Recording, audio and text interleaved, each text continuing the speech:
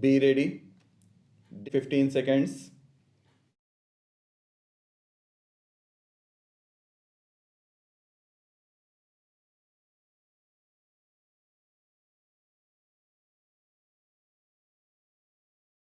On the industrial front, emphasis will be laid on the rapid increase in industrial production through better utilization of existing capacity, improved labor relations, and better management, particularly of public sector undertakings.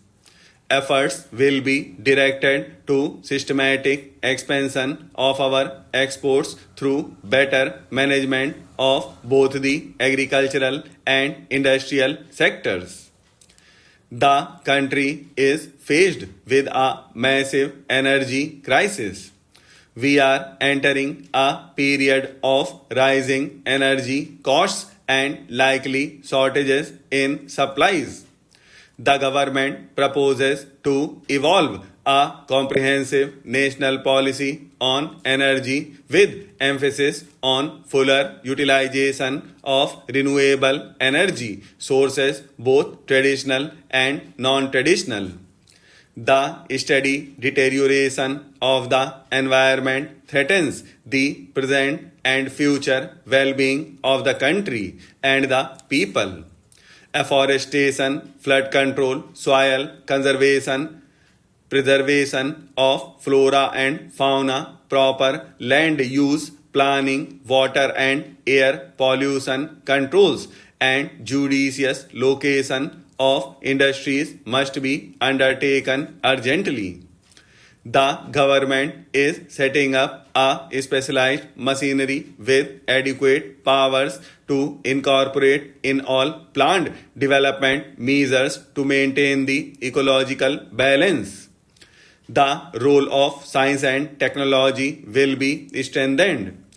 Steps will be taken to ensure that research and development get their due place in all important sectors of national endeavor. The government reiterates its commitment to the freedom of the press.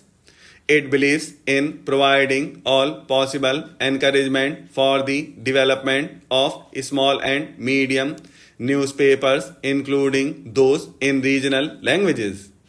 An independent judiciary is a necessary concomitant of the democratic process. The government is anxious that our legal system should provide speedy justice and that opportunities for securing justice are not denied to any citizen by reason of economic or other disabilities. Measures for this purpose and other allied matters are proposed to be initiated.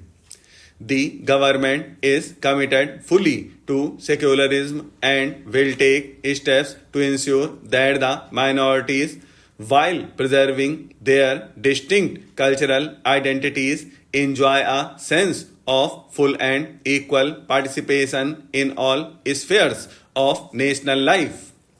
Legislation for assuring the minority character of the Aligarh Muslim University will be introduced in the next session.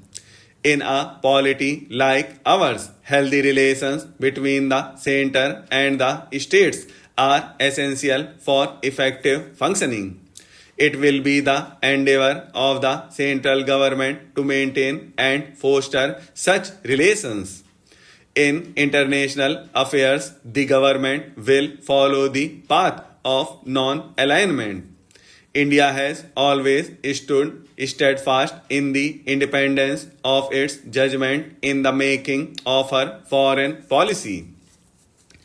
The intervention of outside forces and the induction of armaments in the region as well as in our neighborhood have created a dangerous situation not only for ourselves but for the entire area. Recent developments in Afghanistan highlight the re-emergence of the Cold War. This is a matter of grave concern.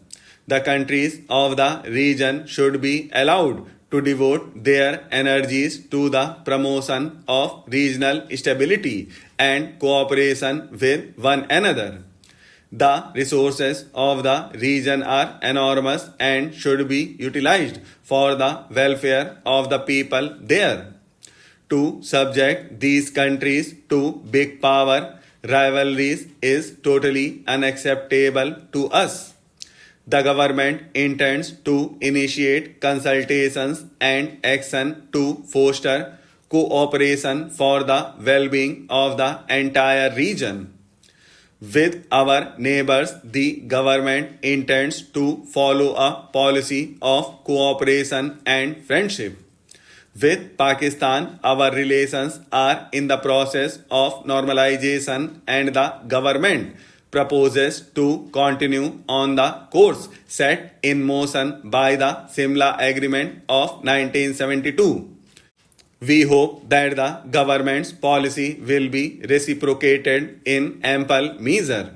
Sino-Indian moves towards normalized relations, a potentially stabilizing factor, were inevitably affected by the Sino-Vietnam conflict. India remains willing to discuss all issues with China, including the boundary question, in search of a peaceful solution based on equality. We hope to progress also as regards bilateral exchanges. Our friendship with Vietnam remains a constant factor in our policy. We stand for a Kampuchea able to seek its own destiny free of outside pressure. We intend to continue to improve our relations with ASEAN, for whose members we have goodwill and understanding. The need in Southeast Asia is for mutual confidence and relaxation of tensions. Distance has been no bar to our forging close and friendly relations with the countries of Latin America or the far-flung countries of the Commonwealth. Our relations with Japan and the countries of Europe are comprehensive in nature and are mutually satisfying. With our brethren in Africa, we have stood shoulder to shoulder in the struggle against colonialism and racialism. Our solidarity with the Arab cause is based on principles, and we believe that a solution to the problems of West Asia cannot be found without conceding the legitimate demands of the Palestinians for their homeland. Our relations with the Soviet Union have expanded based on an abiding friendship which demonstrates the virtues of reliability and mutual understanding. We intend to deepen and extend this cooperation. We have many-sided relations with the United States. These will be further consolidated in the context of the common values we cherish as sister democracies in this region. Sir, by this bill, some small relief is being intended to be provided to the judges of the Supreme Court and the High Court, and we do not have any objection in granting this relief and to the objects of the bill, unless, of course, the government intends to recruit henceforward judges from the military for manning the highest courts in this country and the states. But, sir, what we object to is the method of piecemeal legislation on important matters like the salaries of judges. Sir, in matters like this, believe that the government should not, as it has become its habit, really on ad hocism. When a problem comes up, if you tackle it piecemeal in an ad hoc manner, the overall problem still remains. Sir, what we want is that in matters like this after due deliberation and consultation with the concerned people. Comprehensive legislative measures should be brought having inbuilt provisions for adjustment taking into account the rise in the cost of living thanks to the economic policy. Sir, we know that this is the only service where the emoluments have gone down since the days of independence.